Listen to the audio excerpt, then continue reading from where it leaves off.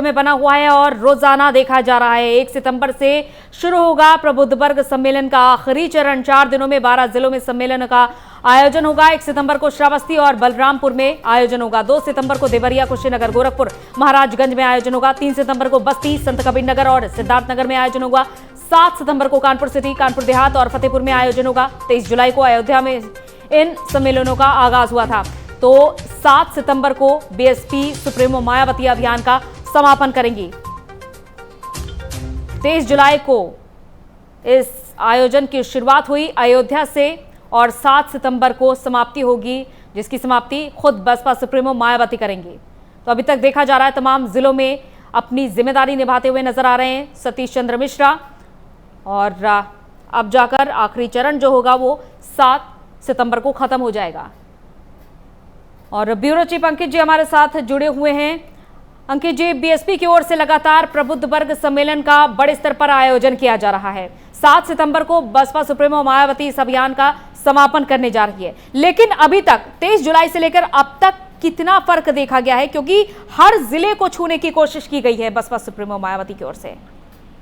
देखिए, बहुजन समाज पार्टी अगर बात करें तो कभी वो आंदोलन नहीं करती है, कोई धरना प्रदर्शन नहीं करती है, कोई प्रोटेस्ट नहीं करती है, क्योंकि अगर 2017 के विधानसभा चुनाव की बात करें या 2022 जो आने वाला है उसके चुनाव की बात करें तो इसमें कुछ फर्क देखने को मिल रहा है। अब प्रबुद्ध सम्मेलन के जरिए बहुजन समाज पार्टी बौद्धिक वर्ग के साथ जुड़ने की एक तरह से कोशिश कर रही है। जिस तरह से 2007 के विधानसभा चुनाव में बहुजन समाज पार्टी को सोशल इंजीनियरिंग के जरिए उनको सत्ता हाथ लगी थी, ठीक उसी तरह 10 साल बाद अब बहुजन समाज पार्टी अब प्रबुद्ध सम्मेलन के जरिए सत्ता में आना चाहती है। यही वजह है कि बहुजन समाज पार्टी के राष्ट्रीय महासचिव 4 चरणों में प्रबुद्ध सम्मेलन कर रहे हैं। 1 सितंबर से 7 सितंबर तक ये आखिरी चरण होगा, जिसमें लगभग 12 जिले शामिल हैं और अन्य सभी जिलों में प्रबुद्ध सम्मेलन हो चुका है।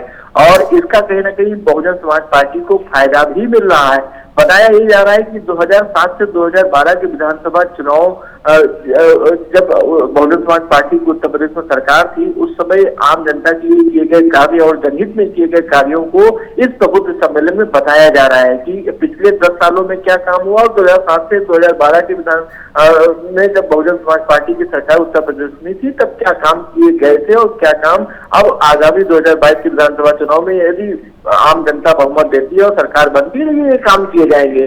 तो कहीं ना कहीं बौद्धिक वर्ग से जुड़ने की एक तरह से प्रबुद्ध सम्मेलन के जरिए कोशिश बहुजन समाज पार्टी कर रही है और एक मैसेज उत्तर प्रदेश की राजधानी लखनऊ से 7 सितंबर को खुद बहुजन समाज पार्टी के सुप्रीमो मायावती देंगी।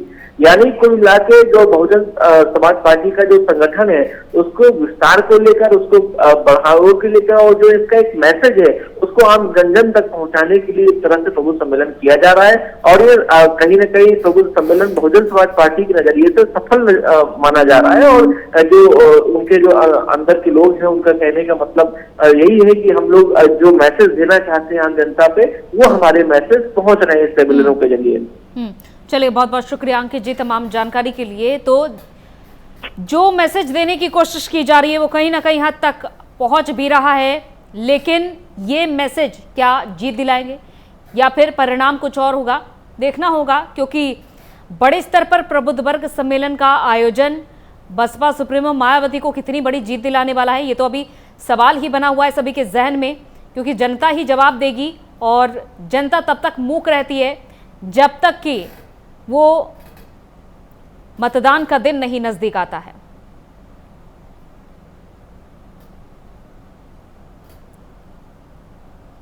दलितों की हमदर्द, दलितों की मसीहा मानी जाने वाली मायावती प्रबुद्ध वर्ग सम्मेलन पर अब इस बार पूरा फोकस कर रही है। तो प्रबुद्ध वर्ग कितना साथ देता है बीएसपी का, और सतीश चंद्र मिश्रा जिस तरीके से अभी तक हर जिले में अपनी पहुंच दिखा रहे थे, अयोध्या से शुरुआत करी गई थी और प्रबुद्ध वर्ग को अपने साथ जोड़ने की जो कोशिश है बीएसपी की, वो सभी कुछ कुल मिलाकर कितना